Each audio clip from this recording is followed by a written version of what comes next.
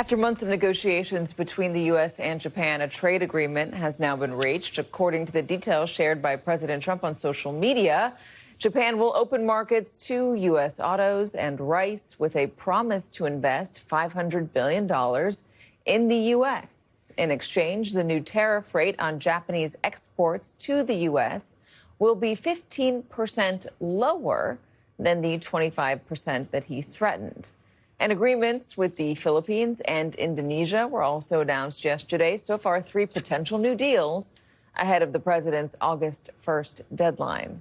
Joining us now, University of Michigan professor of economics and public policy, Justin Wolfers. Are these good deals? Well, let's just go right there, Katie. I think the most important thing for viewers to think about is the framing.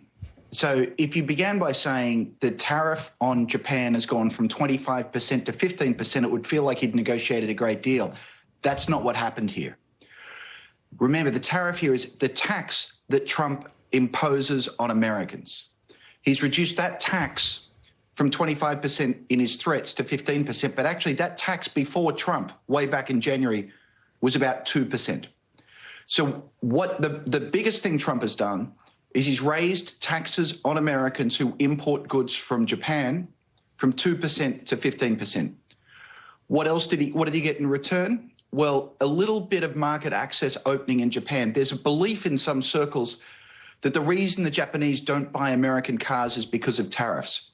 It's nonsense. It turns out last week, last year, and last decade, the average tariff that Japan imposed on cars was 0%.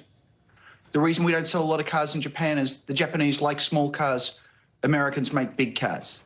I am not remotely optimistic that this is going to open up the Japanese car industry to American automakers unless we start changing what we make, which we could have done a week ago, or we could do next week as well.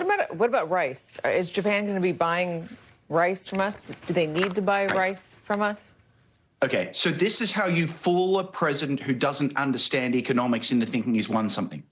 Think about rice as it's a commodity. It's the same whether you're importing your rice from Australia, from the US, from Canada, or wherever. So what's going to happen is our rice farmers are going to grow just as much rice as they did last week because the global demand and the global supply of rice are unchanged. Our rice farmers are going to still create as much rice, but the ships that leave the American ports, instead of leaving the American ports for other countries, will instead leave for Japan.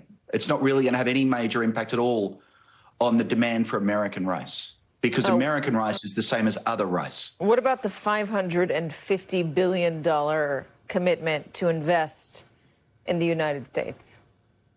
I tell you what, when you know what that is, Katie, I promise you that I'll come on your show and answer it. All right, got At the moment, it's a tweet. So August 1st, I don't want to take it too seriously. Yeah, and August 1st is the deadline. For everybody. He says that deadline's not movable. There are agreements that have been announced, at least frameworks for them in the Philippines and Indonesia. I don't know what the details are, but are those 2 big trading partners? They're relatively small trading partners. Look, this is a White House that won't do its homework. Here's the funny thing. Remember they were going to do 90 deals in 90 days? That stopped and they were going to send out letters, and they'd literally mail merge letters.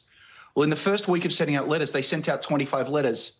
And then the word Epstein came, and they haven't sent out another letter since. They had 3.5 weeks to send out 166 letters. They got to 25 letters.